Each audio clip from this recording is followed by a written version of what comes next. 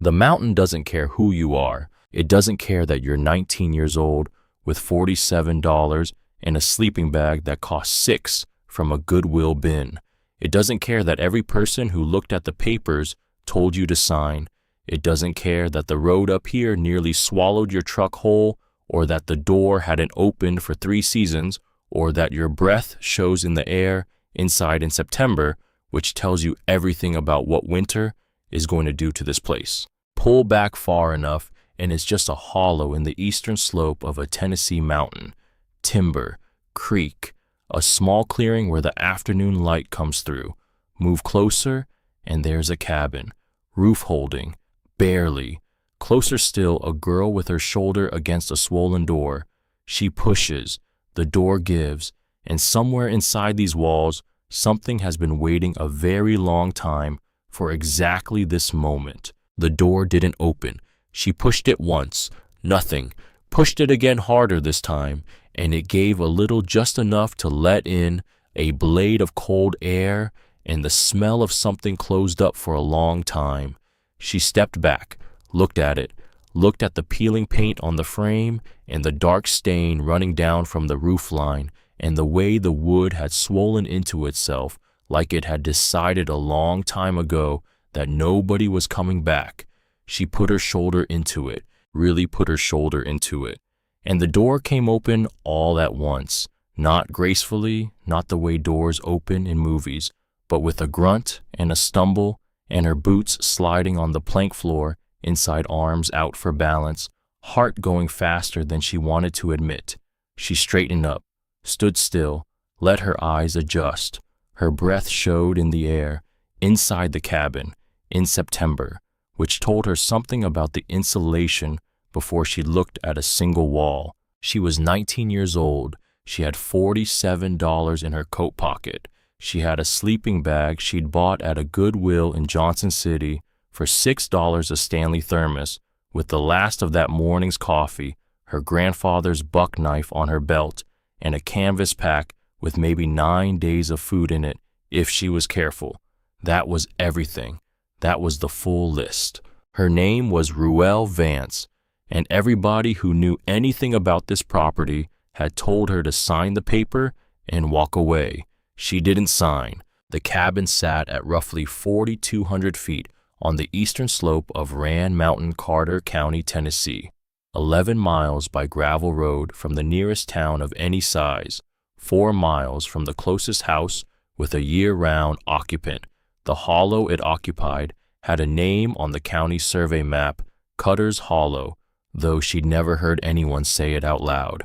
A creek ran maybe 60 yards downhill to the south, narrow enough to step across in August, loud enough in March that you couldn't hear yourself think. 9 acres total, mostly steep, mostly second-growth timber, a small clearing around the cabin where the afternoon light came through. The attorney in Elizabethton had called it a liability, the word he used specifically on a Tuesday morning in a beige office that smelled like printer toner and old coffee was burden. He said it twice. He slid a release form across the desk and explained slowly the way people explain things when they've already made up their minds about what you're going to do, that the county would take it for back taxes, that it was the clean option, the sensible option. He had a very sensible tie. Ruelle looked at the form for a long time. Then she looked at the man. Then she folded her hands on the desk and said she needed to see the property first. He sighed, not rudely, just the particular kind of sigh that means I've already done all the math here and you're about to waste both our time. He gave her the address and the survey map and a key that didn't work. She found that out later and sent her on her way. She drove the gravel road twice before getting out and walking the last half mile. The truck, a 1997 Ford Ranger with a cracked passenger window patched with packing tape, couldn't make the last switchback without the front end threatening to find the ditch. She walked, carried the canvas pack and the thermos and the sleeping bag rolled under one arm. The door had swollen shut, and she had pushed it open anyway. She stood in the middle of the room and turned slowly. One room, 18 by 22 feet, give or take. Stone chimney on the north end, 2 windows facing east, a door on the south wall that opened into nothing, just a 2-foot drop to bare ground where something had once been attached and then wasn't anymore. A rope caught in the corner, a small wood stove near the fireplace, a shelf on the east wall with a single book on it. The floor was the first problem. She walked the perimeter, slowly drifting her weight forward with each step, the way you'd test ice heel first, then slowly full foot, listening. About a third of the boards gave, not catastrophically. Nothing collapsed, but the give was wrong. Soft. The kind of soft that meant moisture had been working at this for years from inside the walls. She tested a board with her boot, and her foot went through the surface layer, just the top inch of pine. The subfloor underneath held, but the hole it left was the size of a fist, and the wood around it came away in pieces, dark and fibrous, the color of old tobacco. She pulled her boot out, looked at the hole, put her boot back on. One problem at a time. The ceiling was the second problem. 2 stains in the northeast corner, each with its own ring pattern, old watermarks layered over older ones, each ring a different season, a different failure in the same spot on the roof. She counted 4 separate rings in the larger stain. 4 years, maybe more, of water coming through the same place. The cold was 41 degrees by the small dial thermometer she'd hung from the door lintel, her grandfather's thermometer, one of maybe 5 things of his she had with her. September 14th, 7 weeks, maybe 8 before the first hard freeze at this elevation. 4 weeks before nights started dropping below freezing consistently. She had been thinking in months. Standing in this room, looking at the ceiling stains, feeling the cold that had no business being this cold in September, she started thinking in weeks. Near the chimney on the east-facing side of the stone, someone had stacked 6 or 7 lengths of split wood, dry, old enough that the bark had crumbled away from most of it. She picked up a piece and cracked it across her knee. The inside was still pale, still tight-grained, firm. Whoever had stacked it had done it right off the ground against the stone, away from the wall, where moisture ran down in winter. That wasn't an accident. That was someone who knew what they were doing. She held the piece of wood for a moment, set it back on the stack carefully, the way you set something down when you've just realized it might belong to someone. The chimney was first. The chimney was always first. If it didn't draw nothing else in, the cabin mattered. Not the roof, not the floor, not the cold that was coming and was already here.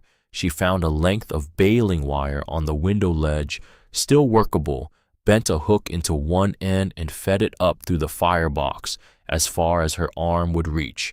It caught something. Not a bird's nest, she'd half expected that. A loose brick, dropped and wedged itself sideways in the flue, probably from freeze-thaw cycling, working at the mortar for years. She worked the wire for 10 minutes. The brick shifted more, then fell into the firebox with a sound like a small avalanche. Mortar dust came with it, and then a column of cold air moved down from above. The flue was open. She stood there with dust in her hair and felt something she hadn't felt in a long time. Relief, just plain uncomplicated relief. She built a small fire, 3 of the old dry splits, nothing ambitious, just enough to test the draw. The smoke lifted and pulled and disappeared up the throat of the chimney the way it was supposed to. No backdraft, no staining. The draft was clean. She watched it for a full minute. Then she went outside to check the chimney cap. The cap was a flat stone, roughly set, and one edge had shifted enough to let weather in, but not enough to block the flue entirely. That was the loose brick. Freeze and thaw, year after year, easy enough to repoint with the right mortar. She had 3 bags of Portland cement in the bed of the truck.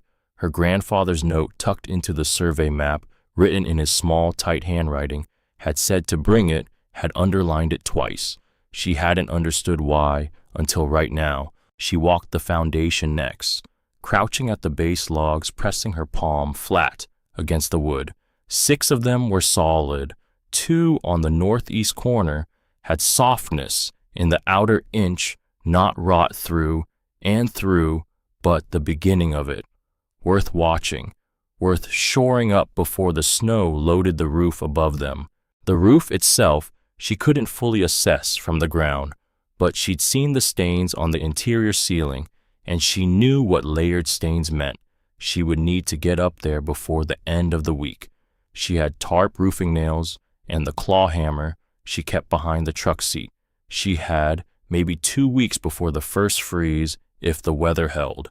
She went back inside, fed the fire another piece of that old dry wood, and started making a list in her head.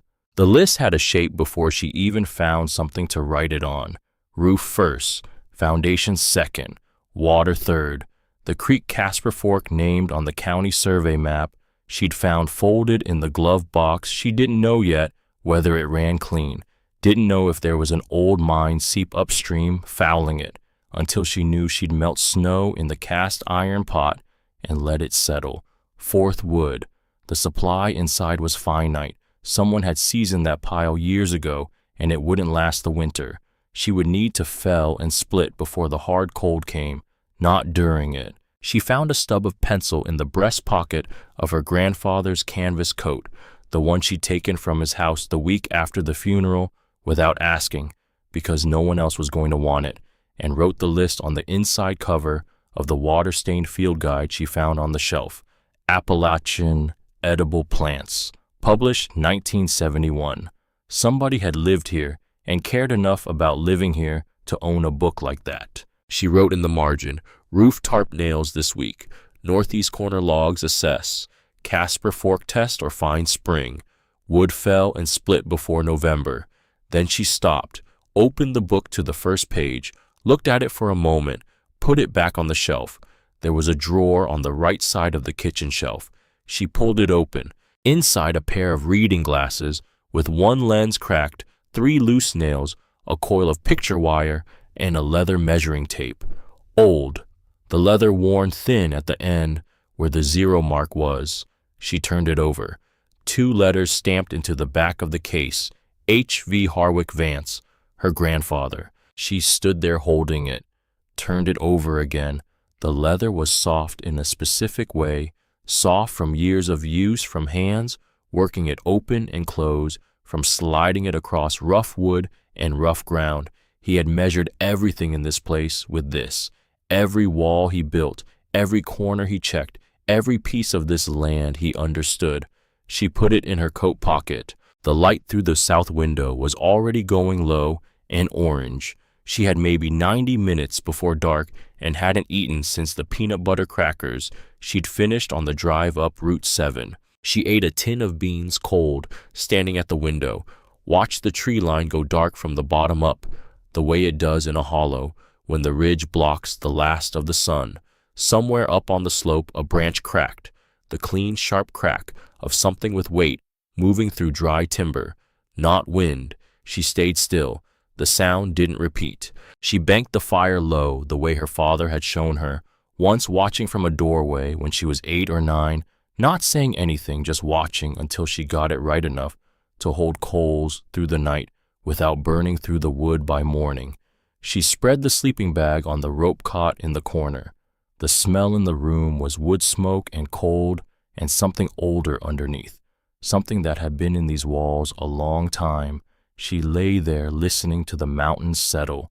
She woke before light, not gradually, just awake, the way you get in a place that's new to you, where every small sound arrives without a frame of reference to soften it. Something was dripping. She lay still and mapped it.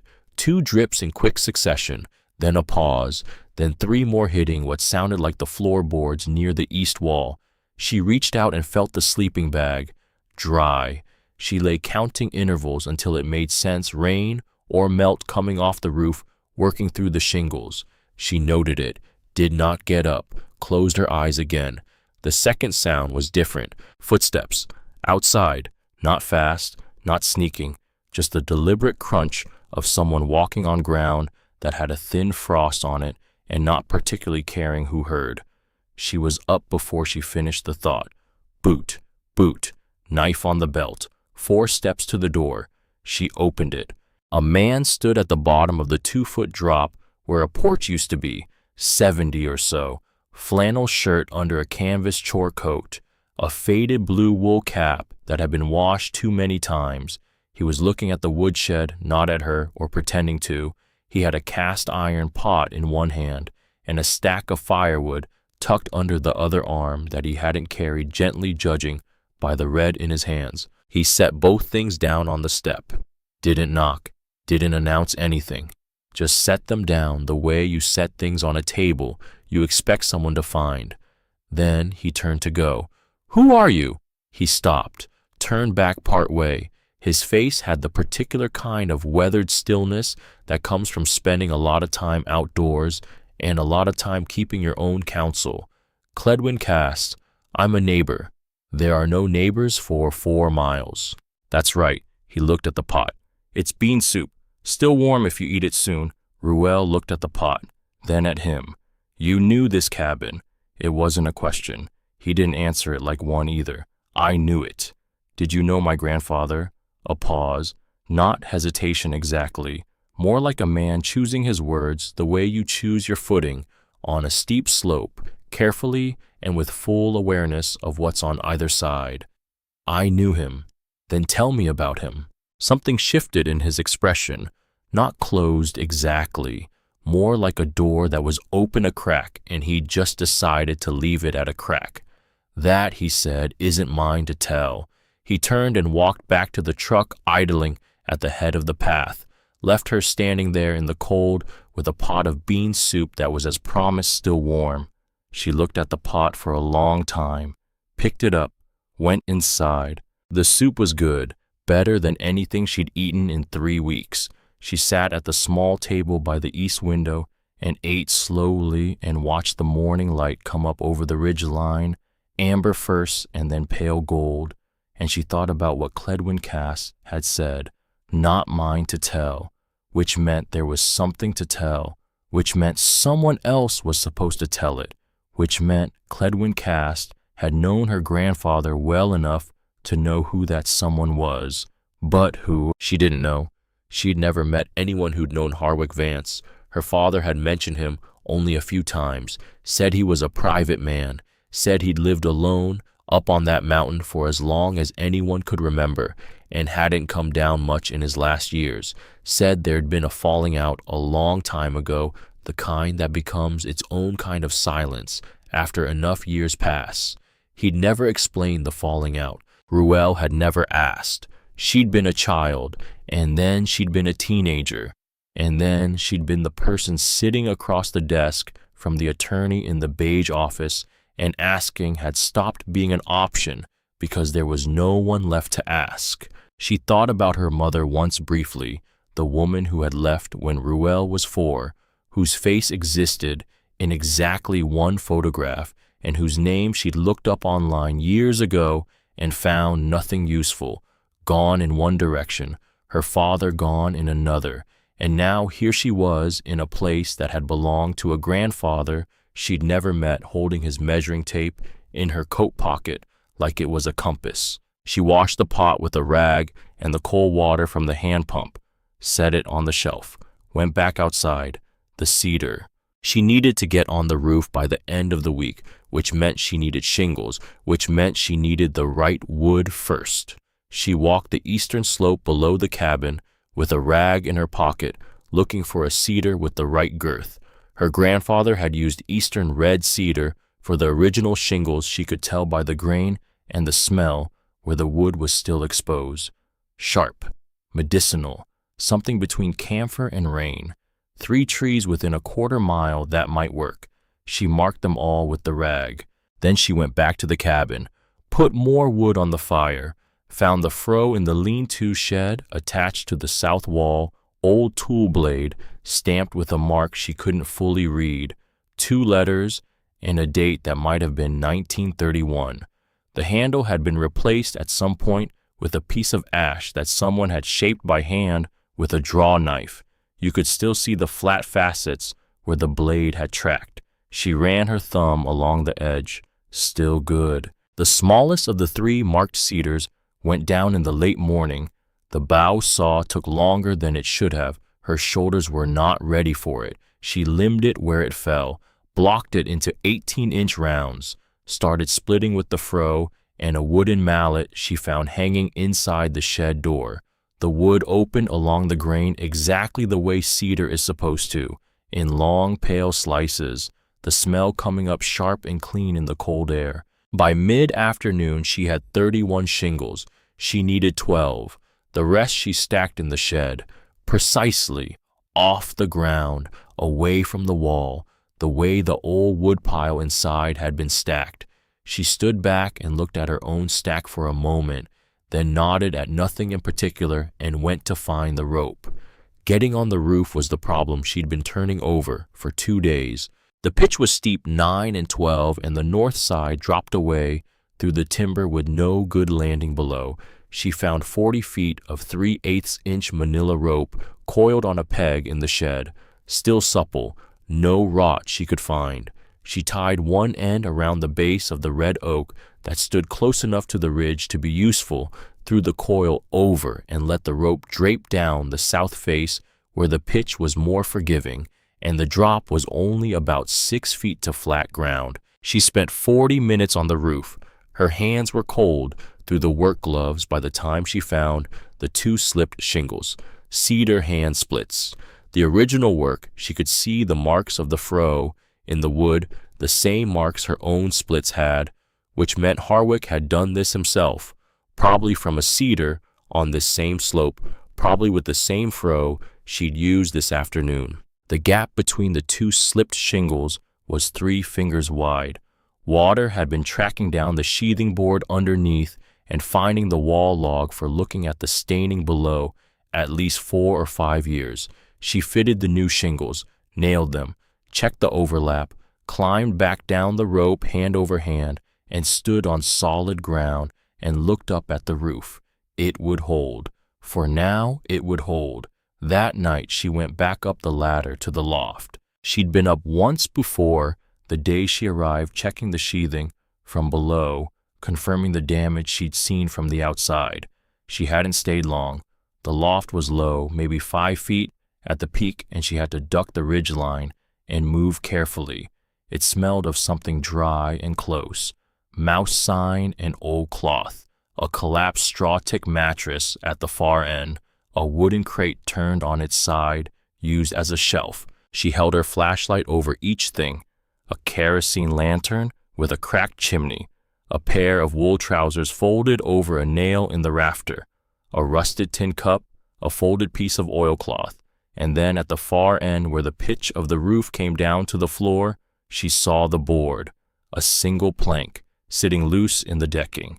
She could see it from across the loft because the fit was slightly off, a hair's gap, where the surrounding boards sat flush to each other, but this one sat separate. She went to it slowly, crouched down, looked at the edges, old nail holes, 4 of them, but no nails. The nails had been pulled, not pried out, pulled cleanly, which meant someone had removed them on purpose and set the board back down without refastening it, left it to be found.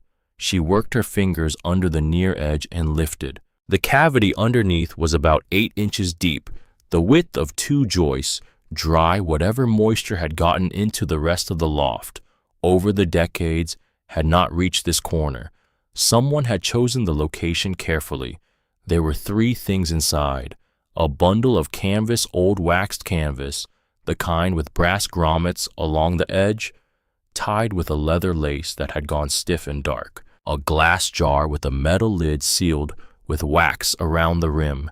Inside the jar, something dark and granular that caught the flashlight beam and held it, and beneath both of those, lying flat against the rough-cut subfloor, a notebook, composition style, black cover with a marbled gray pattern, corners soft with age.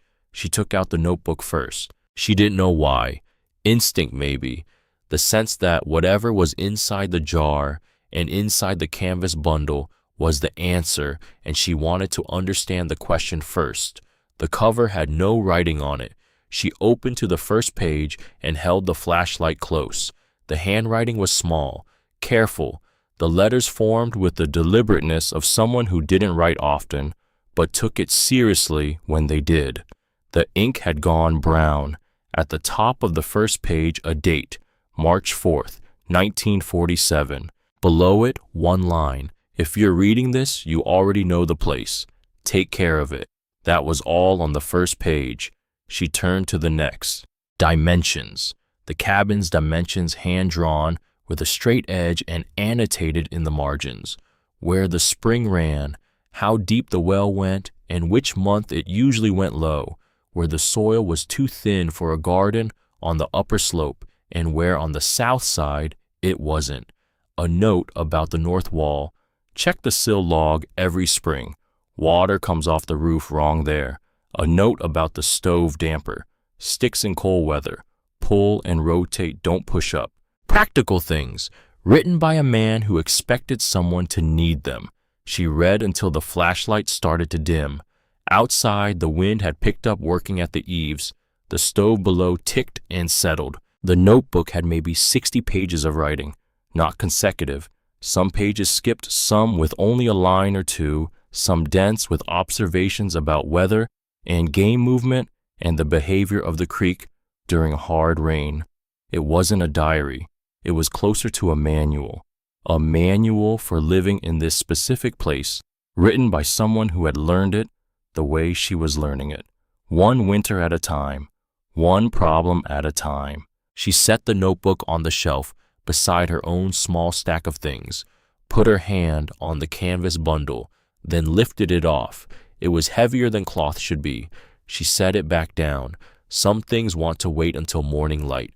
The morning came in gray and slow, the light arriving at the east window like it wasn't sure it was welcome. She could see her breath. The stove had burned down to ash and the temperature inside had dropped to something that made the floorboards feel like stone through wool socks. She dressed standing in the sleeping bag, both layers of wool, the canvas coat, then climbed down and rebuilt the fire with cedar splits from the stack against the near wall.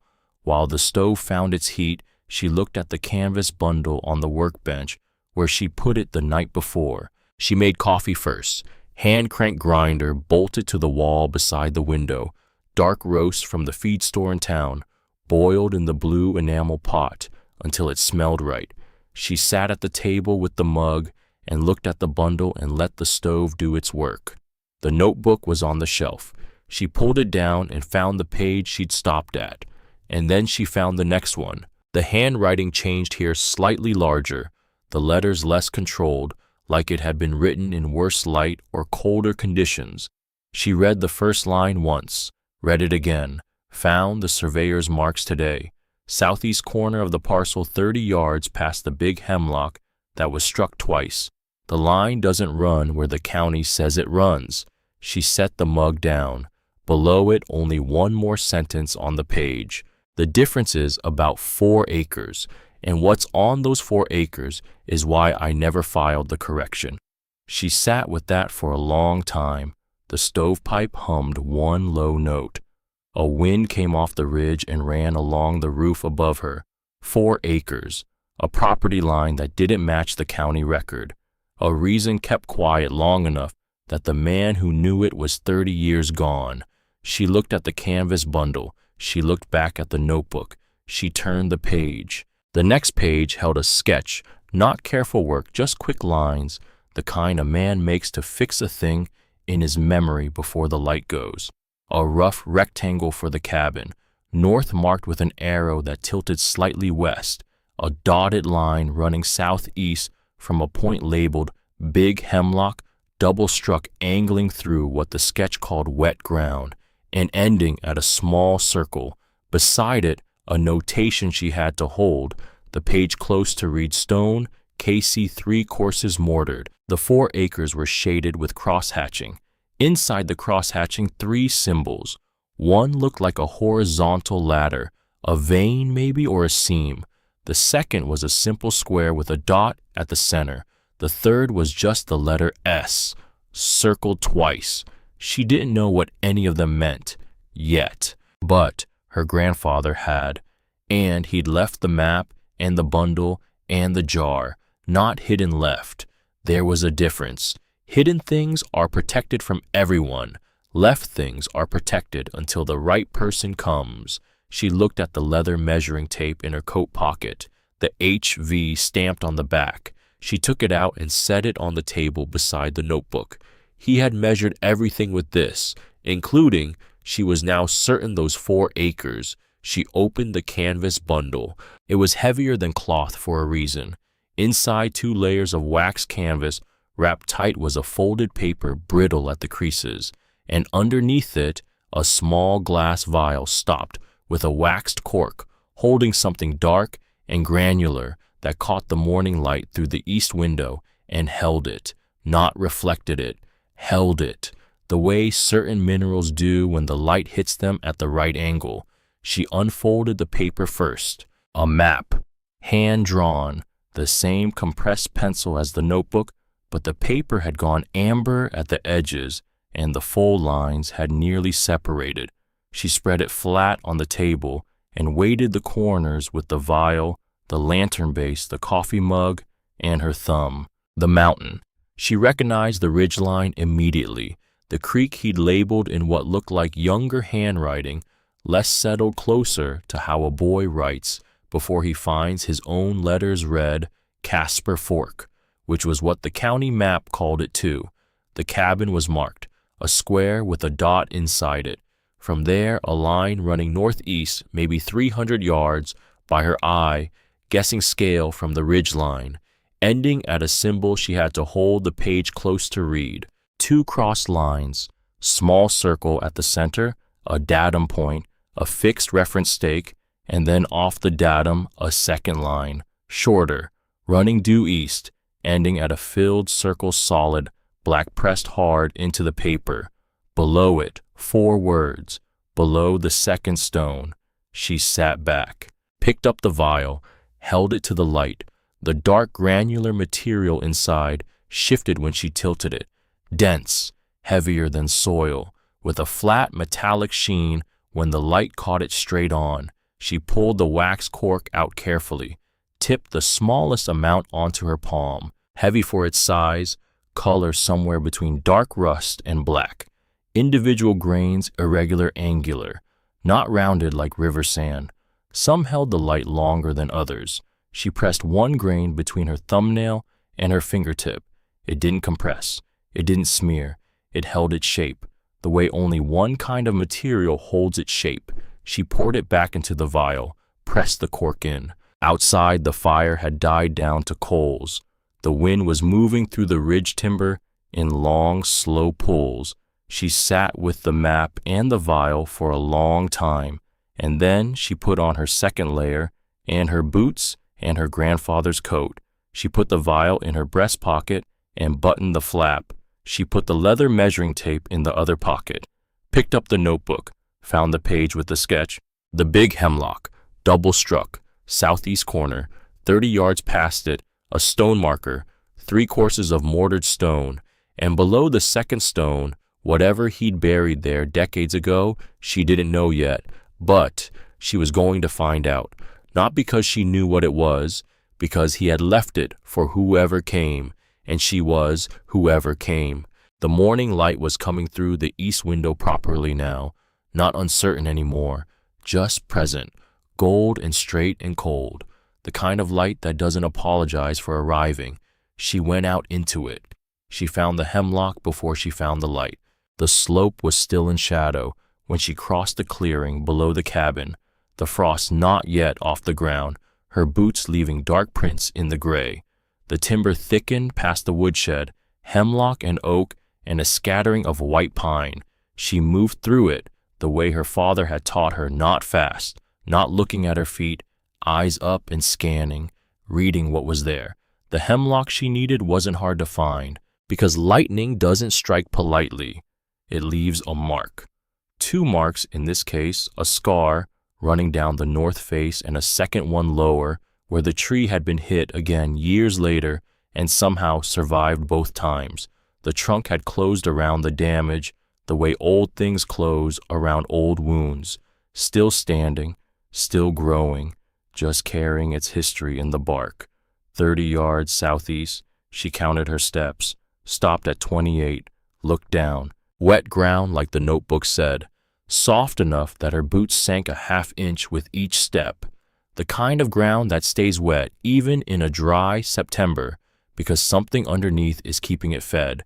She moved carefully, another few yards, and then the terrain firmed up slightly, a low rise barely noticeable where two stones lay side by side in the leaf litter.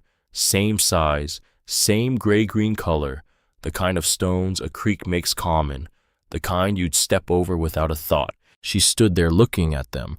One of them had been placed. She knew it the way you know a door has been painted recently, not because you see the brush strokes, but because everything is just slightly too even, too deliberate. The stone on the right sat at a fractional angle that wasn't how stones settle on their own. Somebody had picked it up and set it back down. The second stone, she put her flashlight on the ground and got on her knees. It moved when she worked her fingers under the edge. Heavier than it looked, she rocked it toward her, and it came free of the mud with a slow sucking sound, and she set it aside. Underneath was a clay depression, maybe 6 inches across, packed smooth around the edges, but the center was drier than it should have been. She pressed her fingers in, hit something solid at about 3 inches. She dug with her fingers, slowly. The soil came away in clean plugs, and then she had it a fold of oilcloth, bound tight wrapped with a strip of leather lacing, threaded through a small brass grommet that had turned green with age. She sat back on her heels and held it, heavy, cold from the ground, the size of a small book. The leather lace was rusted at the grommet, and she worked it loose with her grandfather's knife, careful not cutting until the knot gave. She unfolded the oilcloth layer by layer, 3 layers. Whoever had wrapped this had wrapped it like they expected it to wait a long time, inside a glass vial, larger than the one from the loft, filled to the waxed cork with the same dark angular material, and beneath the vial, folded once and still dry, a half-page of paper, in the same hand as the notebook. Same compressed pencil, but the letters leaned harder to the right here, written fast, written in low light maybe, or cold, or both. She unfolded it slowly, read it once, then again. If you found this, you are either kin or you earned it. Either way, it's yours now. Don't be in a hurry. The mountain doesn't reward hurry. That was all. No name, no date, no explanation. Just trust, extended to a person he'd never met, through decades of ground and cold, and 2 stones set side by side. Ruel sat on the bank of Casper Fork for a long time. The creek moved past her boots. The light was coming up behind the eastern ridge, now finally clearing the treetops, falling in long, cold pieces through the timber. She held the vial up to it. The material inside shifted, dark and angular and dense. It caught the light at a specific angle and held it, not like glass, not like metal, not like anything she had a name for yet. She didn't open it, not yet. Some things want to wait until you know what question you're asking. She put both vials in her chest pocket, buttoned the flap, picked up the leather measuring tape from where it had fallen when she knelt, put that in the other pocket, HV on the back of the case. She walked back up through the hemlock stand to the cabin and started thinking about the town. She needed Portland's cement. She needed it this week before the chimney cap got any worse. She needed dried beans, another bag, lantern fuel, and she needed, though she hadn't admitted it to herself until right now, standing in the clearing, looking at the cabin in the morning light, she needed to talk to someone who had known this place, not Cledwin Cast. He'd made it clear where his line was. Someone else. She drove the truck down the gravel road in second gear, both hands on the wheel, the cracked passenger window rattling in its packing tape frame. 11 miles to town. It felt longer going down than it had coming up. Everything does going down. You can see what's below you. The town was the kind of place that has one of everything and nothing twice. One diner, one hardware store, one gas station, One small grocery that also sold bait and had a hand-lettered sign in the window advertising deer processing through November. She parked in front of the grocery. The bell above the door announced her. The store smelled of aged wood and coffee and something faintly floral that she couldn't place. The man at the register nodded without looking up from whatever he was pricing. She found the cement bags in the back, the dried beans in the middle aisle, the lantern fuel on the bottom shelf by the door. She was setting everything on the counter when a voice from the end of the aisle said, "You're staying up at the Vance place." Not a question. Ruel turned. A woman, 76, maybe 78, short, gray hair cut practically not styled, the kind of haircut that means you've stopped having opinions about your hair. She had a canvas bag over one arm and a tin of coffee in the other hand, and she was looking at Ruel with the direct, unembarrassed attention of someone who has earned the right to look at people however she wants. "How did you know that?" "Small town." She set the coffee tin on the counter.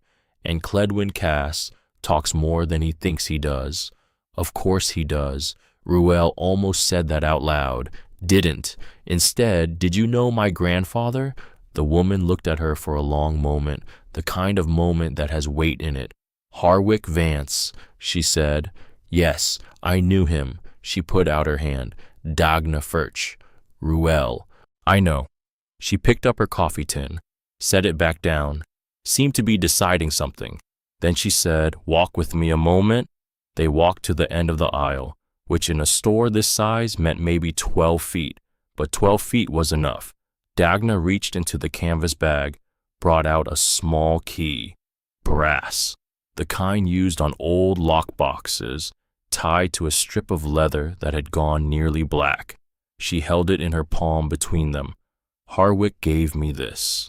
Ruel looked at it, did not reach for it yet. "When, 1994, a few weeks before he passed." She paused. "He said when someone comes for the place, give them this. He said I would know." "Did you know?" "I knew the minute you walked in." She tilted her hand slightly. "I've been waiting 30 years to give this away." Ruel picked up the key, small, lighter than it looked. The leather was stiff under her fingers. "What does it open?" Dagna looked at her steadily. "I don't know. He didn't say." She stood in the parking lot with the key in her fist for a full minute after Dagna went back inside. 30 years. This woman had kept a key for 30 years without knowing what it opened, without asking, without losing it, without deciding one day that Harwick Vance was dead long enough that the obligation had expired. Just kept it, because she'd said she would. Ruel thought about that. Thought about the specific kind of person that requires, the specific kind of discipline, not dramatic discipline, the kind in movies where someone sacrifices everything in a single moment, the quiet kind, the get up every morning and still keep the key kind, the kind that doesn't make speeches. She got in the truck, sat there, the key in her palm. What locks fit a key this size? Not a door lock too small, not a padlock. The shape was wrong, more like a strongbox, the kind people used before banks were trusted, before banks existed, within reasonable distance of a mountain hollow in Carter County, Tennessee. She drove back up the gravel road with the key in her breast pocket next to the 2 vials. She did not go straight to the loft. She made herself do the work first, because the work was what the cabin needed, because the work was what Harwick had done day after day for 47 years, and the cabin was still standing because of it. She repointed the chimney cap with Portland cement, mixed stiff, standing on the roof, with the rope looped around her waist and the trowel in her hand. Came down, checked the northeast corner foundation logs. Again, the softness in the outer inch wasn't worse, but it wasn't better either. She would need to shore that up before the ground froze solid. She hauled 3 loads of wood from the felled cedar to the shed, stacked them right, off the ground, away from the wall, the way his woodpile inside was stacked, which she had not consciously decided to imitate, which she had done anyway. She ate sardines out of the tin at the table and read the notebook while the stove worked through a piece of split oak. The notebook was 60 pages of a man paying attention. Weather patterns, game trails, the exact month the spring ran strong, and the exact month it thinned. He'd noted the behavior of the creek during a hard rain in 1952, how the lower drainage backed up toward the root cellar when the snowmelt came off the north ridge too fast. He'd written dig the secondary channel wider before February. You'll be grateful in April. She underlined it with her thumbnail, not because she was sure she'd still be here in February, but because she was starting to think she might be. Near the back of the notebook, the handwriting changed again, not larger this time, smaller, more compressed, like a man trying to fit everything into the space he had left. She read slowly. The seam runs northeast to southwest, maybe 60 feet exposed at the surface where the slide took the hillside in 61. I showed the assay report to no one. I paid the surveyor in cash and told him the correction wasn't necessary. He understood. Men like him always understand when cash is involved and no questions are asked. She turned the page. What's in that ground isn't a fortune. I want to be clear about that. But it is enough. Enough that someone with a deed and a good attorney could make a case that would take years and cost more than I'd ever have. So I left the line where the county put it. 4 acres outside the parcel on paper. 4 acres that nobody else knows to look at. A blank line, full stop in the middle of the page. He'd never done that anywhere else in 60 pages. And then, if you're reading this, you came with the deed. That means I trusted you enough to leave it to you. The canvas and the jar will explain the rest. Ruel set the notebook down. She went up to the loft, found the key in her pocket, and held it alongside the bundle she'd left up there 2 days ago, the bundle with the brass grommet. She hadn't noticed it properly the first time, but now she saw it. A small ring, same size, same color as the key. The key went in, turned, the lace came free. Inside the folded map she'd already opened, and beside it, something she had not unwrapped yet, a second layer of oilcloth, tied differently than the first, sealed with the waxed lacing. She worked it open carefully. Inside that 3 things, a folded document, official looking, the kind with a notary seal gone faint with age. A small envelope sealed her grandfather's handwriting on the outside. One word, whoever. And beneath both of those, wrapped in a final piece of soft cloth, a glass jar, same type as the vials but larger, filled with more of the same dark angular material. But at the bottom of the jar, visible, when she held it to the light, something else, not granular, solid, flat, maybe an inch across. A piece of something, cut not found, straight edges on 2 sides, irregular on the others, dark gray, almost black, with a surface that absorbed the light rather than reflecting it, and in one corner where the light caught it at the right angle, a deep metallic sheen, not gold, not silver, something between the two and neither. She stared at it for a long time. Then she set the jar down and opened the envelope. My name is Harwick Vance. I have worked these 9 acres since March of 1947, when I was 22 years old and had nothing else and needed somewhere to be. She read slower. The way you read something when you understand it's the only copy. The spring runs clean in May and June. Do not trust it in August. Let it settle overnight and check the smell. The west window sticks in damp weather. Pull down, not up.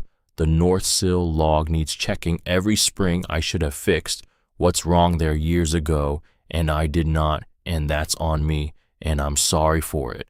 She thought about the water stain on the north wall, the one with 4 rings in it, 4 seasons of the same failure.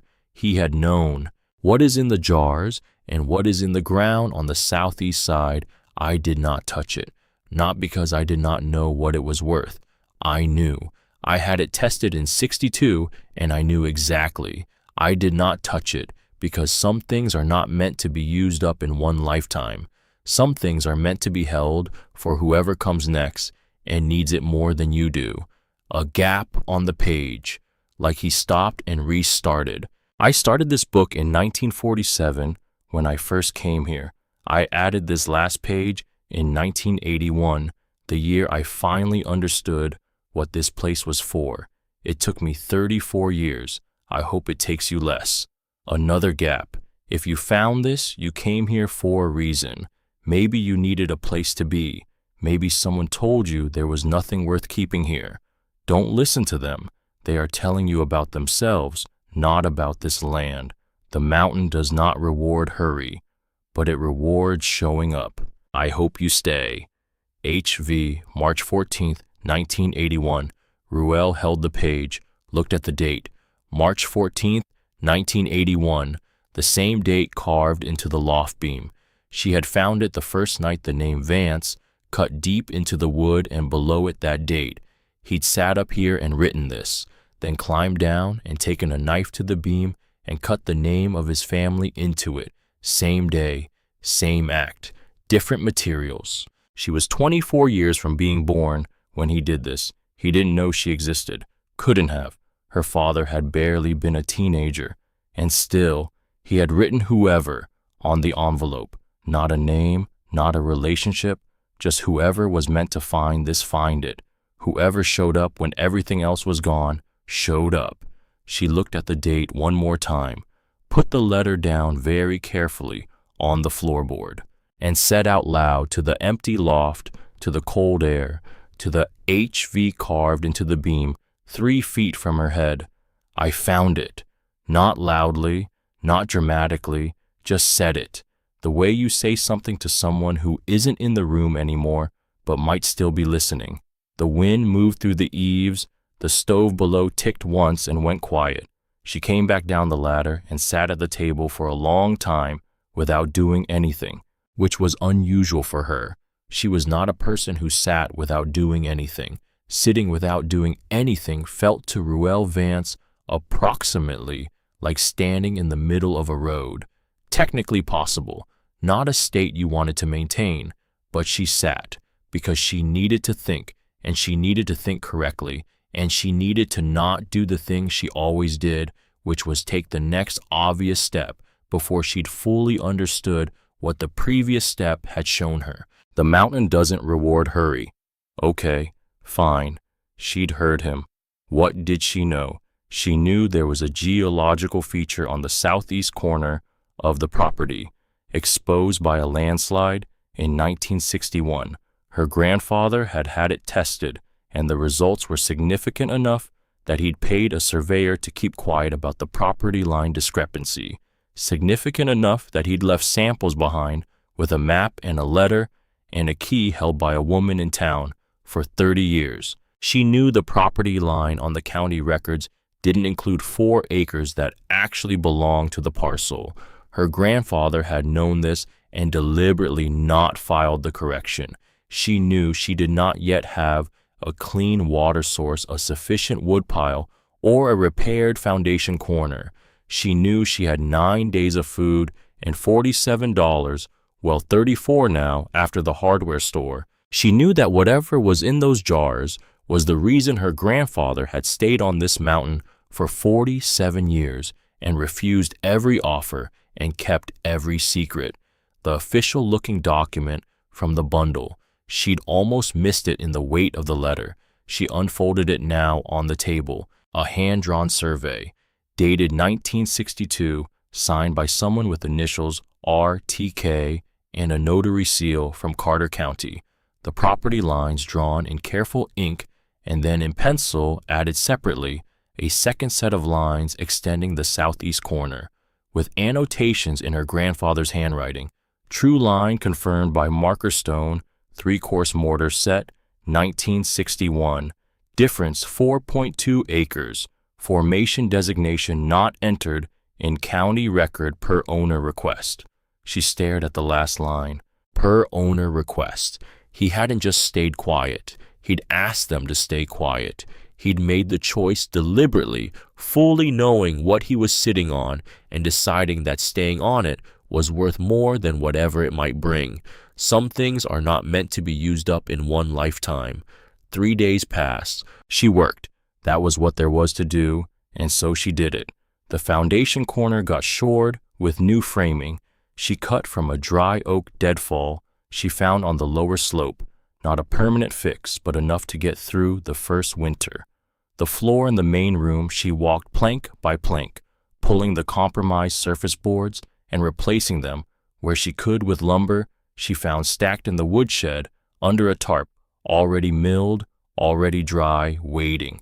Who had milled them when she didn't know, just found them there and used them? She tested the creek, left a bucket of Casper fork water to settle overnight, checked it in the morning, clear at the top, a faint ring of something at the bottom sediment. Not chemical, she thought, but she didn't know enough to be sure. She needed a proper test. She boiled all her water. The notary document and the survey she folded back carefully and put with the notebook in the cavity under the loft floorboard. She put the board back, did not nail it, left it the way he had left it. She kept the vials on the kitchen shelf where she could see them. On the fourth morning after finding the loft, she woke before 5 and lay in the dark, listening to the mountain, and thought somebody else knows. Not Cledwin. He'd known Harwick, but he'd said the story wasn't his to tell, which meant he knew there was a story, not necessarily the specifics. Not Dagna. Dagna had kept a key for 30 years without knowing what it opened, which meant Harwick had kept the details from her too, on purpose. So who knew? She lay still and worked backward. The attorney in Elizabethton. He'd called the cabin a burden, recommended she sign the release form, seemed very prepared for her to do so, which was normal. He was a man whose job was tying up loose ends, and this was a loose end.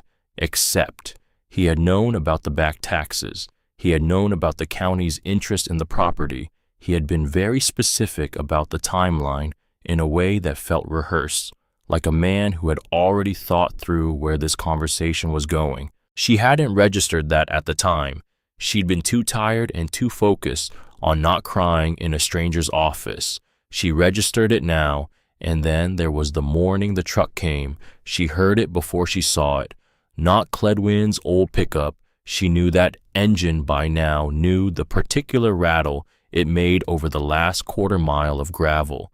This was something newer, smoother, the sound of a vehicle that costs money and is expected to make none. She was splitting wood in the side yard when it appeared at the tree line. A silver SUV, clean, Carter County mud on the wheel wells, which meant it had come up the full gravel road, not just the paved section. A man got out. 49 maybe. Pressed shirt with a subtle check pattern, the kind of clothes that are designed to look casual and don't quite succeed. He walked toward her with his hands visible. Consciously, she noticed the body language of someone trained to approach cautious people. He smiled, extended a hand. Ms. Vance, my name is Lachlan Meyer. I'm with Greystone Resources. She did not put down the splitting maul, not aggressively, just set it against her leg, where she could feel it. I don't know what that is. We're a mineral exploration company. We work throughout the Appalachian region. He had a card ready. The card appeared in his fingers the way cards do when someone has practiced the motion. We've been monitoring property transactions in this area, and I wanted to introduce myself. Property transactions. She took the card, looked at it, looked at him. The property hasn't transacted yet. The estate is still in process. Something moved through his expression, quick, gone before it fully formed. Of course, I meant property changes in the area generally. We like to establish relationships early. Early. How did you know my name? Ah, the county records office. As the named heir in the estate filing, your name appears. The estate filing is sealed until probate clears. A pause, not long. A professional pause, not a flustered one. The kind of pause that means this person is smarter than I expected and I need to recalibrate. I may be thinking of a different document. He smiled again, warmer this time. In any case, I just wanted to let you know we'd love to discuss the property when you're ready. No pressure. We work at whatever pace suits the landowner. She looked at him for a long moment. I'll keep that in mind. She didn't say goodbye, didn't see him out, just turned back to the wood and picked up the maul and split the next piece down the center. Clean. One stroke. She heard the SUV start up and ease back down the gravel road. She did not watch it go. That evening she went to find Cledwin, 4 miles south on the same gravel road, then a half-mile down a dirt track she nearly missed. Small farm. The house sat low against a hillside, practical, not proud. A dog on the porch that barked once and then decided she was acceptable. Smoke from the chimney going straight up in the still cold air. She knocked. He opened the door with a dish towel in his hand and looked at her without surprise. I figured you'd come down sooner or later. Lachlan Meyer. The name did something to Cledwin's face. Not much, but enough. Come in. She came in. The kitchen was warm and smelled of wood smoke and something cooking. He poured coffee she hadn't asked for and set it in front of her and sat across the table and looked at his own cup for a moment. He wasn't the first. What? Greystone, or whoever they were before Greystone. He turned his cup. 1997, the first one came. Different name. Same company, different name. They hired a surveyor to walk the property line. Ruel's hands went flat on the table. She noticed this, made herself pick up the coffee. Harwick's property. The whole hollow. They were walking everyone's lines. Bought 2 properties to the east, legitimate good price. Then they got to your grandfather's line. And the surveyor found the discrepancy, the 4 acres. He said it like she already knew, because he'd figured she did. He didn't tell Harwick, told them instead. So they knew. Have known since 97. They've been waiting. Why didn't they just file a claim, challenge the line? Because Harwick was alive, and Harwick would fight them until he couldn't, and then he'd die fighting. And a dead man fighting is more expensive than a live man waiting. He looked at her. So they waited. For him to die. For the property to pass to someone who didn't know what they had. He was quiet for a moment. I told Harwick in 98 that they'd been walking the line, that the surveyor had talked. What did he say? Cledwin almost smiled. Not quite. He said let them want. There's nothing to take when the owner's still standing on it. The fire in Cledwin's stove made a small sound, settled. The dog outside said something brief to a passing owl and went quiet. He knew this would happen. Ruel said it slowly, working it out as she said it. After he was gone, he knew someone would come. He prepared for it. He prepared for you, though he didn't know it was you specifically. He didn't know I existed. No. Cledwin looked at her steadily. But he knew what kind of person would find those vials and read that notebook and not run. And he built a case for that person. Long before they were born, she drove back up the mountain in the dark. No radio, just the gravel under the tires and the tree line on either side and the headlights showing her 100 feet of road at a time, which was all she'd ever had, really. 100 feet. You deal with what's in the light and you trust that the next 100 feet will show up when you get there. She had the vials, she had the survey, she had the letter and the notebook and the map. She had a property line that didn't match the county record by 4 acres, and now she knew that someone else also knew. This had known it for 27 years and had been waiting for the property to pass to someone who didn't. Well, here she was. The cabin was dark when she pulled up. She sat in the truck for a moment, looked at it. 2 windows facing east, dark now. The new shingles on the southeast corner of the roof. She'd cut herself from a cedar on this slope. The chimney cap remortared and set right. The door she'd shouldered open the first day, now closing cleanly behind her when she left each morning, the swollen wood having dried in the heat from the stove. She'd done that, all of it. Not because she'd known what she was doing when she started, because she'd started anyway. She got out of the truck and went inside, rebuilt the fire, set a pot of water to boil, took both vials off the shelf and set them on the table under the lamp. She opened the notebook to the survey sketch page, looked at it for a long time. Then she got out a clean sheet of paper and began writing down everything she knew. Property line discrepancy, 4.2 acres, confirmed by 1962 notarized survey, not entered in county record at owner request. Geological feature vein running northeast to southwest, exposed 1961, tested 1962, results significant enough to justify concealment.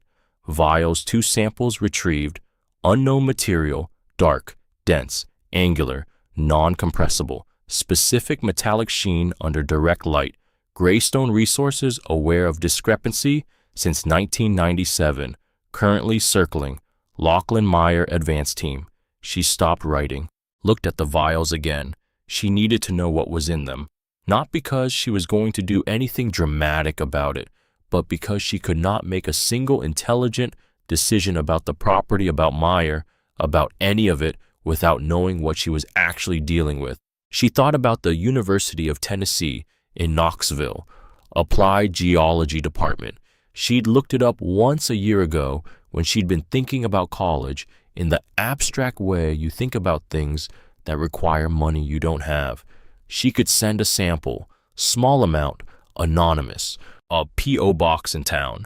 Dagna, she thought Dagna would let her use the store address if she asked. The kind of person who holds a key for 30 years is the kind of person you can ask for the use of a mailing address. She wrote at the bottom of her list, send sample UT Knoxville, Applied Geology, small amount. Return address Furch's Grocery care of. Then she added one more line, don't be in a hurry. She looked at that line for a moment, picked up the pencil, underlined it, twice, the way he had. Outside, the wind was moving through the ridge timber in long, slow pulls. Inside, the fire had settled into its working rhythm, that low, steady heat that means the wood is good and the draw is right and you've done something correctly. The cabin was warm. For the first time since she'd shouldered the door open, in the cold, the cabin was actually warm. She didn't remark on it, didn't make it into something, just noted it the way her grandfather had noted things in his notebook. A fact, a thing that was true. She wrote it down. October, stove working, cabin warm. Then she closed both notebooks and put out the lamp. The envelope from the University of Tennessee came on a Wednesday. She almost missed it. She'd been going into town every few days, not for the mail specifically, just for whatever the day required. Cement, nails, a replacement bolt for the wood stove door that had started working loose. She collected her mail from the P.O. box at the end of those errands, the way you do something that might matter or might not, and you don't want to make too big a thing of it, either way. The envelope was thin, academic letterhead, return address, Department of Applied Geology, University of Tennessee, Knoxville. She stood at the P.O. box and looked at it for a moment. Then she drove back up the mountain, 11 miles, parked, went inside, built the fire up, made coffee, set the envelope on the table, and looked at it while the water boiled, opened it, 1 page, typed, professional but not cold, the kind of letter a researcher writes when they found something genuinely interesting and are trying not to show it too plainly. She read it twice. Then she set it down and picked up the first vial from the shelf, held it to the window.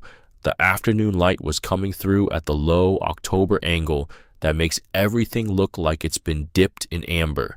The material inside shifted slightly, dark gray, almost black at the center, with that same flat metallic sheen at certain angles. The letter called it sphalerite, zinc sulfide ore, with significant silver co-occurrence at concentrations notable for academic documentation.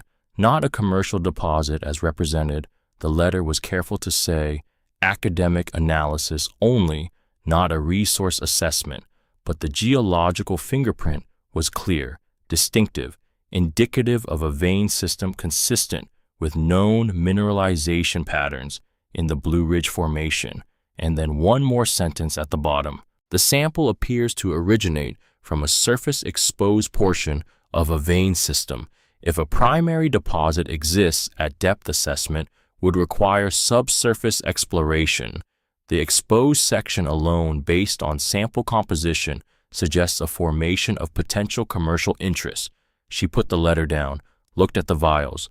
Potential commercial interests, which meant Greystone already knew, had known for 27 years, and had been waiting patiently with the particular patience of an organization that thinks in terms of decades for the moment when the person standing on the land didn't know what they were standing on, except here she was, standing on it, knowing exactly what it was. The letter from Greystone's lawyers arrived 4 days later. It came to the attorney's office in Elizabethton, the attorney who had told her to sign the release form in the beige office that smelled like printer toner. He forwarded it to her with a brief handwritten note that said, "You should probably respond to this," which was, she thought, perhaps the most useful thing he'd said to her since they'd met. She read it at the table, twice, then a third time, because legal language is designed to make you read it 3 times and still not be sure. Greystone Resources, LLC, represented by a firm out of Nashville, 4 pages, formal, polite in the specific way of documents that are about to be impolite. The substance, they were challenging the validity of the estate transfer on the grounds that the probate filing was incomplete, specifically that the asset listing failed to properly account for mineral rights associated with the property. They were careful to say challenging her right to the surface property, just the mineral rights, just the question of whether those rights had been properly established in the original deed. And, buried in page 3 in language so careful it almost disappeared, a reference to the property line discrepancy, not described as a discrepancy, described as a potential boundary ambiguity affecting approximately 4.2 acres on the southeast corner of the described parcel. They knew the exact acreage, 4.2 acres, the same number in the notarized survey from 1962 that was currently sitting in a sealed glass jar under the loft floor. She put the letter down and stared at the wall for a moment, the wall her grandfather had built. The logs chinked with a mixture she could still smell faintly on cold mornings, lime and sand, the original mortar holding after 77 years. Okay, so that was how they were going to do it. Not buy, challenge, find the seam in the ownership and put a wedge in it and wait for it to crack. They'd looked at the probate filing, found the gaps, because there were gaps, of course, there were gaps. A 19-year-old with $47 does not have a clean estate filing, and decided this was cheaper than negotiating. She picked up the letter again. Read the sentence about the boundary ambiguity one more time, and then she started laughing. Not the good kind of laughing, not the kind that means something is funny, the kind that comes out when you finally understood the shape of the thing you're dealing with, and it's both worse and simpler than you thought, because they had just handed her the argument, the thing they were using against her, the boundary discrepancy. The 4.2 acres outside the recorded parcel was also the thing that would prove the vein formation was on her land, not on unregistered property, not on county land, hers. If the true boundary ran where her grandfather's 1962 survey said it ran, and it did. She had the notarized document, she had the map, she had the physical marker stone, then the 4 acres with the exposed vein were inside her parcel. They were arguing about a line.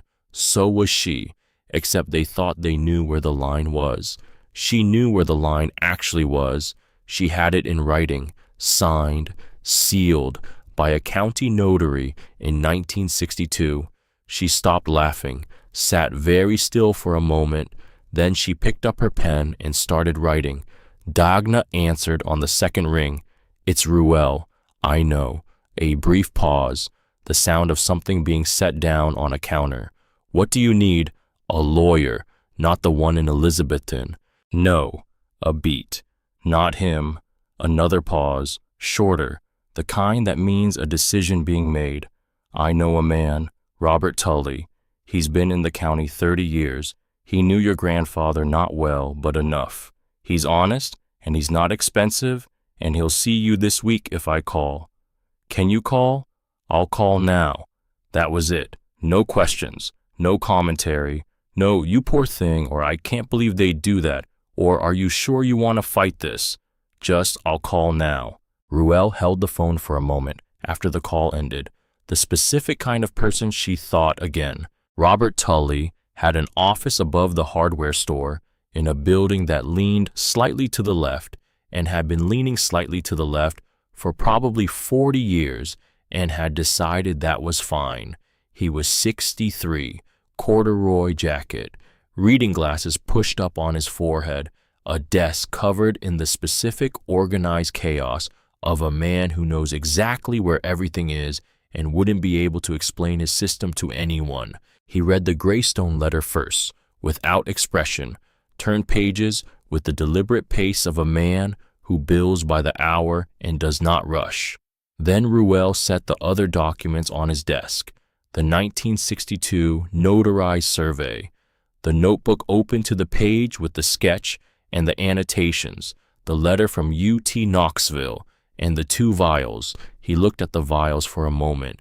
May I? She nodded. He picked one up, held it to the window, set it back down carefully, then read the UT letter. A long silence. Your grandfather had this tested in 62. Yes. And kept it quiet. Yes. And left documentation for whoever came after him. He looked at her over the reading glasses. And the documentation includes a notarized survey that contradicts the county record. Yes. He was quiet for another moment. The Greystone letter is a pressure move, he said finally. They're not confident they can win in court.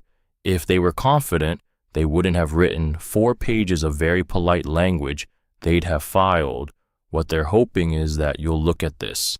He tapped the letter and decide it's too complicated, and they'll make you a fair offer, and you'll take it because you're 19 and you're tired and you haven't got money for a fight. She looked at him. I'm not tired. I can see that. He picked up the 1962 survey again. This document is the key. If it holds, and I believe it will hold, a notarized survey from a licensed county surveyor is not nothing, then the 4 acres are inside your parcel, which means the mineral rights are inside your parcel, which means Greystone's entire argument rests on a boundary ambiguity that you can resolve. Can I resolve it? You already have. Your grandfather resolved it in 1962. He just chose not to file the correction. He put the survey down, which was his right, and it's your right to file it now. She said, how long will it take? He said, 60 days for the estate transfer to complete if we move efficiently. The boundary correction we file simultaneously, it creates a parallel record that complicates any legal challenge Greystone might mount. By the time their lawyers have analyzed both filings, the math will tell them this isn't worth pursuing. You're sure? He looked at her steadily. In 30 years of practice in this county, I have never told a client I was sure of anything. But I am telling you, the math is not in their favor. A pause. They've been waiting for someone who didn't know what they had. The waiting is over. 3 weeks passed. She worked. She always worked. The work was the thing that held the days together and gave them their shape. She dug the secondary drainage channel on the north slope, the one her grandfather had noted in the notebook, the one that would prevent the root cellar from flooding in a hard spring. She dug it wider than he'd suggested, better too wide than not wide enough. She winterized the windows, found a cache of old rope caulk in the shed, still pliable, and pressed it into every gap she could find. The east windows she reglazed with the small bottle of linseed glazing compound she'd picked up in town. The west window that stuck in damp weather, she learned the trick. Down, not up, exactly as he'd written. She put up shelving in the root cellar using the milled lumber from the shed. She got the woodpile to a level that felt for the first time like enough. Not exactly enough, more than enough. The kind of more than enough that means you're not counting anymore. Cledwin came by twice, not with explanations, just with firewood, the first time a bag of dried corn the second. He never stayed long. He checked the chimney cap with his eyes before he left, the way someone checks something they helped fix, and nod once if it looked right, and that was his approval, and she understood it. She did not think about Greystone every day. Some days she didn't think about it at all. The mountain had a way of filling up the parts of your mind that wanted to spiral with the specific requirements of the day, the specific weight of the work, the specific cold of the air, and the specific color of the light at 4 in the afternoon when it came through the east windows at a low angle and made everything look like the inside of a lantern. She thought he lived like this for 47 years. She understood now why he hadn't left. The response from Greystone's lawyers came on the 38th day after Robert Tully filed the boundary correction and completed the estate transfer. 4 sentences. Greystone Resources, LLC, had reviewed the newly filed documentation regarding the described parcel. After consultation with their legal team, they had determined that further proceedings in the matter were not in the company's current interests. They wished the new property owner well. They withdrew their challenge with prejudice. She read it twice, put it down, picked up the vials from the shelf, held one in each hand, felt the weight of them, the specific density of something that had waited a long time to be understood. She didn't open them. There was no reason to open them. She already knew what was inside. She set them back on the shelf, not triumphantly, not like someone who had won, just set them back where they lived and went outside. November had arrived while she wasn't looking. The kind of November that comes to Carter County at 4,200 feet, like it owns the place, which it does. It absolutely does, and you'd be foolish to argue with it. The deciduous trees had let go of the last of their color. The slopes were gray and brown, and the hemlock stands were the only green left dark and steady against the pale sky. The creek was running louder. She could hear it from the clearing now. She stood in the yard and looked at the cabin. The roof held. The new shingles she'd cut from the cedar on this slope, her hands had done that with the froe that still had the maker's mark from 1931, with the rope she'd found on the peg in the shed on a roof at 912 pitch, with the north side dropping away into timber below. The chimney cap sat flat and even repointed and solid. The foundation logs were shored. The floor didn't give anymore. The door closed cleanly. She had done all of that. Not because she'd known how, because she'd started anyway and learned while she did it, because that was the only way anything got done. In the end, you start and you keep going, and the knowledge shows up when you need it. She thought about her grandfather standing in this same yard at 22 years old, nothing else, needed somewhere to be. She understood that completely. Cledwin came the second week of November. She heard the truck and was already at the door when he pulled in. He got out slowly the way he always did, like he was checking the ground before he committed to it, which was, she had come to understand just how he moved through the world. Carefully, on purpose. He had a covered dish, cast iron. She could smell it from the doorway. She stepped back to let him in. He set the dish on the stove without being told where to put it, looked around the room, not quickly with the specific, unhurried attention of someone cataloging changes. The floor, the shelving, the new glazing on the west window, the stove burning right. He sat down at the table. She poured coffee. They sat for a moment without talking, which was not uncomfortable. It was the particular comfort of two people who have both spent enough time in their own company to understand that words are optional. He said Greystone withdrew. Word travels. Tully told Dagna. Dagna told everyone. He looked at his cup. How do you feel? She thought about that honestly. The same, she said. I feel about the same. He nodded like that was the right answer. Harwick would feel the same, he said. He never got worked up about them, just stayed. That was his whole strategy. Just stay. She looked at the shelf, the 2 vials catching the light. He didn't just stay, she said. He prepared. Yes. He left a survey, a notarized document, 2 samples, a map, a letter. She paused. He left everything someone would need to hold this land after he was gone. He did all of that without knowing who was coming. Cledwin was quiet for a moment. He said to me once, this was maybe 93, 94. Toward the end, he said, the right person will come. I don't know who they are. I don't know when, but they'll come because this kind of place pulls the right people toward it, and there's nothing they can do about it. She looked at him. He wasn't talking about the minerals. No, Cledwin said. He wasn't. Outside, the wind moved through the ridge timber, long, slow, the particular sound November makes in the hemlocks, not sharp, not harsh, just present, the sound of something settling into what it is.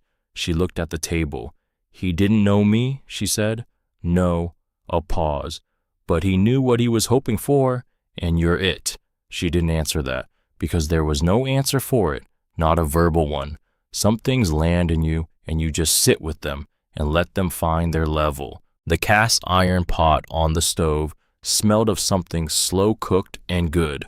The fire behind the stove door was doing its work. The November light was going the color of old brass through the east windows. She thought about her father, teaching her to read a hillside at 8 years old, standing in a field somewhere. She couldn't quite remember anymore, not saying anything until she got it right, just waiting, patient in the specific way of someone who knows the thing will come if you give it time.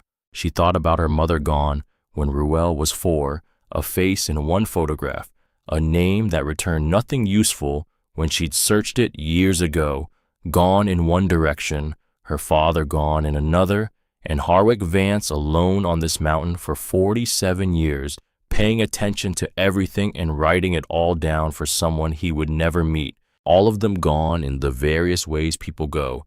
And here she was, 19, sitting in a cabin that should have been taken by the county, with coffee and a cast iron pot and the legal right on paper to be exactly where she was. She said, "What did he grow in the south garden?" Cledwin looked at her. "On the south side. The ground's right for it." She looked at the window. "I want to plant in the spring. I need to know what does well up here." And something happened to Cledwin Cass's face then. Not the almost smile she'd seen before. An actual one. Quiet, fast. The kind that means a person has just been given something they didn't know they were waiting for. "Kale," he said, "does well in the cold. Beans, pole beans, not bush. Potatoes if you plant them early enough and hill them right." He paused. "He grew ramps too, but those aren't planted. Those just show up if the conditions are right." "And are they right here?" "They were once, might be again." He looked at her steadily. "You planning on being here in spring?" She looked back. "I'm planning on being here in February," she said, "so I can dig the drainage channel wider before the snow melt comes."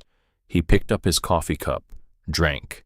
Spring came the way spring comes at 4,200 feet, which is late and slow and with no apology for either. The snow that fell in January melted in March and refroze in early April, and finally around the third week of April, the south-facing ground began to open up in the afternoons. She could see it happening, the way the soil softens incrementally, and then one day is just ready. She put the first seeds in on a Thursday. Pole beans, 2 rows of potatoes hilled up the way Cledwin had told her. She'd ordered the seed packets from a catalog she found on the shelf in the root cellar, her grandfather's catalog from 1988, wildly out of date, but useful for variety names. She'd looked up at the library in town. She worked with the leather measuring tape in her pocket, not because she needed it for the garden. It wasn't a gardening tool. She just kept it there. The way you keep certain things close, not because they're useful, but because they're grounding. a weight in the pocket that means something. That evening, she sat at the table with both notebooks open in front of her, her grandfather's, and her own, the battered notepad she'd started on, the first week the one with roof tarp nails, this week written in the margin of the edible plants field guide. She'd transferred it to a proper notebook somewhere in October. It looked different from his.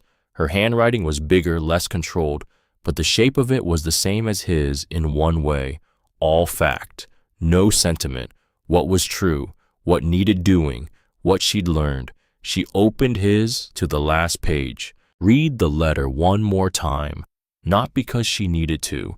She had it more or less memorized by now, but because reading it still did something, still hit the same specific place inside her chest that nothing else quite reached. If you found this, you came here for a reason. Maybe you needed a place to be. She had needed a place to be. That was it. That was the whole thing. She had needed a place to stand, and there had been this place prepared and waiting, held together by a man she'd never met, who had trusted that the right person would find it, and she had found it. Not because she was special, not because she was destined, because she hadn't signed the paper. That was the only thing that had separated her from a county tax auction. She hadn't signed. She'd driven up the gravel road. She'd put her shoulder into a door that didn't want to open. That was all it took. That one refusal, that one choice. She thought about the people who had held this together from the outside. Dagna keeping a key for 30 years in a town 11 miles down the mountain, who had not been asked to do that dramatically, who had been asked quietly by a man leaving his affairs in order and had said yes and had kept saying yes every single day for 30 years without making a story of it. She thought about what that kind of quiet yes costs and how rarely it gets acknowledged and how the whole world really runs on that kind of yes, on the people who keep the key and don't ask why and don't lose it and don't decide after enough years that the obligation has expired. She picked up her own notebook, wrote at the bottom of the last page of notes April, ground open, seeds in, south garden, kale beans, potatoes. The drainage channel worked. Grateful in April. He was right. Then below that, something she hadn't planned to write until she was writing it, whoever comes after me, check the north sill log every spring. Water comes off the roof wrong there. I should fix it properly. Haven't yet. She stopped, read that back, and then slowly, a little surprised at herself, she smiled because she was already doing it. Without deciding to, without making a declaration, she was already writing the next version of the notebook, already thinking about whoever came after her the way he had thought about whoever came after him, already preparing, already trusting. The fire in the stove made a small sound, settled. Outside, the spring night was cold and clear and full of the particular sounds a mountain makes when it's deciding to become a different season. The creek running, the timber shifting, the owls doing their work in the hemlock stand. She put down the pen, looked around the room. New shingles on the roof she'd cut herself from a tree on this slope. Foundation shored, floor solid, chimney drawing clean, wood stacked right, drainage dug wide, seeds in the ground, name on the deed. She had arrived here with $47 and a sleeping bag that cost $6 at Goodwill, and a grandfather she'd never met who had somehow prepared this place for her before she was born. And she had stayed. She had showed up and she had stayed, and the mountain had done what the mountain does for the people who stay. It had given back. Not everything, not a fortune, not a resolution to every hard thing in her life. Her father was still gone. The $47 was still the sum total of what she'd had. The world outside this hollow was still exactly as complicated as it had been, but she had a place to stand. She had ground under her feet that she understood, that she had learned the way he had learned it one season at a time. She had a stove that worked and a roof that held and a south garden that would produce something in July if she was attentive and willing to keep learning what attentive meant at 4,200 feet in Carter County, Tennessee. She had enough. She had exactly enough. She was 19 years old. She had spent $47 on a cabin everyone else had written off. It was the best $47 she had ever spent.